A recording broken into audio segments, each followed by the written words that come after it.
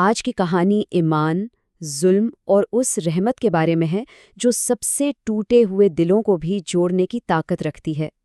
یہ ایک ایسی یتیم لڑکی اور ایک ایسے امیر لڑکے کی داستان ہے جن کی دنیائیں ایک دوسرے سے بالکل مختلف تھیں۔ سوچئے، کہانی کی شروعات ہی ان لفظوں سے ہوتی ہے، یہ کہانی ہے عافیہ کی، ایک یتیم لڑکی۔ یہ چند الفاظ ہی جیسے اس کی تنہائی اور مشکلات کا پورا پس منظر بیان کر دیتے ہیں۔ تو جناب، یہاں سے ہم داخل ہوتے ہیں دو ایسی دنیاؤں میں جو ایک دوسرے سے بالکل الگ ہیں۔ ایک دنیا جہاں ہر سانس صبر کا امتحان ہے، اور دوسری وہ دنیا جہاں دولت کی چکا چوند نے ہر ذمہ داری کو بھلا دیا ہے۔ دیکھیں، عمر تو دونوں کی ایک ہی ہے، 25 سال، لیکن ان کی زندگیوں میں زمین آسمان کا فرق ہے۔ ایک طرف عافیہ ہے، ایک یتیم لڑکی جو اپنی ظالم پھوپھی کے ستم سہتی ہے اور اپنا سارا سکون قرآن میں تلاش کرتی ہے، اور دوسری طرف ہے رئیس، ایک امیر تاجر کا بیٹا جو گھوڑوں کی دوڑ اور پارٹیوں میں اتنا کھویا ہوا ہے کہ اسے اپنی نمازوں تک کا ہوش نہیں۔ ذرا تصور کیجئے عافیہ کے ہر دن کا، فجر سے پہلے اٹھنا، گھر کے نہ ختم ہونے والے کام کرنا، پھر امیروں کے گھروں میں مشقت، اور دن کے آخر میں جو کچھ کمایا وہ بھی ظالم پھپھی کے حوالے کر دینا۔ اس ساری مشقت کے بیچ اس کی ہمت اور طاقت کا راز تھا رات کی تنہائی میں چھپ کر قرآن پڑھنا۔ اور دوسری طرف ہے رئیس، اس کی دنیا تو بالکل ہی الگ، دیر سے جاگنا، نمازیں چھوڑ دینا، اور دن بھر اپنے قیمتی عربی گھوڑوں کی ریس لگانا یا پھر دوستوں کے ساتھ محفلیں جمانا، بس یہی اس کی زندگی تھی۔ ذمہ داری کا تو دور دور تک کوئی نام و نشان نہیں تھا۔ اور پھر کہانی میں وہ موڑ آتا ہے جب یہ دو دنیائیں، یہ دو زندگیاں ایک دوسرے سے ٹکراتی ہیں، اور اس ٹکراؤ کی سب سے بھاری قیمت ظاہر ہے عافیہ کو ادا کرنی پڑتی ہے۔ جب عافیہ پہلی بار کام کے لیے رئیس کے گھر قدم رکھتی ہے نا، تو اس کا استقبال جن الفاظ سے ہوتا ہے وہ اس کے تکبر اور بے حسی کی پوری کہانی سنا دیتے ہیں۔ وہ اسے دیکھ کر کہتا ہے، ارے تم بھوت ہو کیا؟ جاؤ میرا کمرہ صاف کرو، لیکن ہاں پہلے اپنے ہاتھ دھو لینا۔ اور بات صرف اتنی نہیں تھی، یہ ظلم تو وقت کے ساتھ ساتھ بڑھتا ہی چلا گیا۔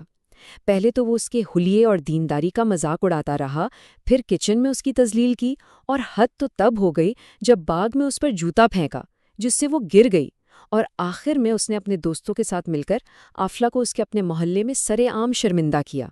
لیکن رئیس کے ہر ظلم کے جواب میں عافیہ کی طرف سے کیا تھا؟ خاموشی اور صبر۔ وہ اپنے دل ہی دل میں سورہ الشر کی یہ آیت دہراتی رہتی، بے شک ہر مشکل کے ساتھ آسانی ہے، اور یہی اس کی اصل طاقت تھی۔ مگر ہر رات کے بعد صبح ہوتی ہے۔ اب کہانی اس موڑ پر آتی ہے جہاں سب کچھ بدلنے والا ہے۔ یہ وہ لمحہ ہے جو رئیس کے دل کی تبدیلی کا باعث بنتا ہے۔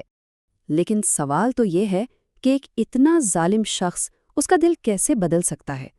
ایسی کون سی چیز ہے جو پتھر جیسے دل کو بھی موم کر دے؟ اس کا جواب ملا محلے کے امام صاحب سے۔ جب رئیس نے ان سے عافیہ کے بارے میں پوچھا تو انہوں نے بس اتنا کہا، بیٹا وہ ایک یتیم بچی ہے، اس کی پھوپھی بہت ظالم ہے، اس کی ساری کمائی بھی لے لیتی ہے اور اسے مارتی بھی ہے، اور یاد رکھو ہمارے نبی صلی اللہ علیہ وسلم نے فرمایا ہے کہ یتیم پر ظلم کرنا بہت بڑا گناہ ہے۔ بس امام صاحب کے یہ چند الفاظ رئیس کے دل میں تیر کی طرح لگے، اور اس نے توبہ کا راستہ اختیار کر لیا۔ توبہ یعنی اپنے گناہوں پر اللہ سے معافی مانگنا، دل سے شرمندہ ہونا، اس گناہ کو فوراً چھوڑ دینا اور آئندہ کبھی نہ کرنے کا پکا ارادہ کرنا۔ اور اسی رات رئیس تہجد میں کھڑا ہو کر رو رو کر دعا کرتا ہے، اے میرے رب، میرے گناہوں کو معاف فرما دے، میں نے ایک معصوم روح پر بہت ظلم کیا ہے، مجھے اس اندھیرے سے نکال کر ہدایت کا راستہ دکھا۔ لیکن بات صرف دعا تک نہیں رکی، رئیس نے اپنے گناہوں کا ازالہ کرنے کے لیے عملی قدم بھی اٹھائے۔ دیکھیے، اس کی توبہ صرف لفظی نہیں تھی۔ پہلے دن اس نے عافیہ کو ٹھنڈا مشروب دیا اور پہلی بار معافی مانگی۔ تیسرے دن وہ کچن میں اس کی مدد کرتے ہوئے خود کو اللہ کا بندہ کہتا ہے۔ ایک ہفتے کے اندر اندر وہ نہ صرف عافیہ کا دفاع کرنے لگتا ہے بلکہ اس سے قرآن کی آیات پر بات بھی کرتا ہے، اور جب اس سے عافیہ پر ہونے والے ظلم کی پوری کہانی پتہ چلتی ہے تو وہ اس کی حفاظت کا پختہ عہد کر لیتا ہے۔ اس پورے سفر میں قرآن اس کا رہنما بنا، خاص طور پر سورۃ الضحیٰ کی یہ آیات اس کے دل میں اتر گئیں، اور اس نے تمہیں بھٹکا ہوا پایا تو راستہ دکھایا، پس تم یتیم پر سختی نہ کرو۔ تو اب ہم بڑھتے ہیں کہانی کے آخری حصے کی طرف، ایک ایسا انجام جس کا شاید کسی نے تصور بھی نہیں کیا تھا۔ قسمت ان دونوں کو ایک ایسے رشتے میں باندھنے والی تھی جو بہت عجیب تھا۔ جب ظالم پھپھی کو پتہ چلتا ہے کہ رئیس اب عافیہ کا محافظ بن گیا ہے تو اس کا غصہ جیسے آسمان پر پہنچ جاتا ہے۔ وہ عافیہ کو بیلچے سے بے دردی سے مارنا شروع کر دیتی ہے، لیکن محلے کا ایک لڑکا بھاگ کر رئیس کو خبر کر دیتا ہے، جو فوراً وہاں پہنچ کر لہو لوہان عافیہ کو بچاتا ہے اور اپنے گھر لے آتا ہے۔ لیکن اب پھوپھی کا سامنا اس پرانے مغرور رئیس سے نہیں تھا۔ اس نے بدلہ نہیں لیا، گالی نہیں دی، بلکہ حکمت سے جواب دیا۔ اس نے ایک حدیث کا حوالہ دیتے ہوئے کہا، جو شخص یتیم کا مال کھاتا ہے وہ قیامت کے دن اپنے پیٹ میں آگ بھرتا ہے۔ یہ الفاظ اس کی مکمل تبدیلی کا ثبوت تھے۔ مگر ایک آخری امتحان ابھی بھی باقی تھا، اپنے گھر والوں کو اس رشتے کے لیے منانا۔ رئیس کو پورا 1 مہینہ لگا اپنی سچائی اور بدلے ہوئے کردار کو ثابت کرنے میں، جس کے بعد آخرکار اس کے گھر والے اس شادی کے لیے راضی ہو گئے۔ یہ جو ٹیبل ہے، یہ ان کی زندگیوں میں آئی تبدیلی کی پوری کہانی بیان کرتا ہے۔ کہاں وہ نوکر اور مالک تھے اور اب میاں بیوی بن چکے تھے، کہاں ظلم اور خوف کا رشتہ تھا اور اب عزت اور محبت کا، اور کہاں ایک دنیا میں بھٹکا ہوا تھا اور دوسری ہدایت کے راستے پر۔ اب دونوں ہی دین کے ساتھی تھے۔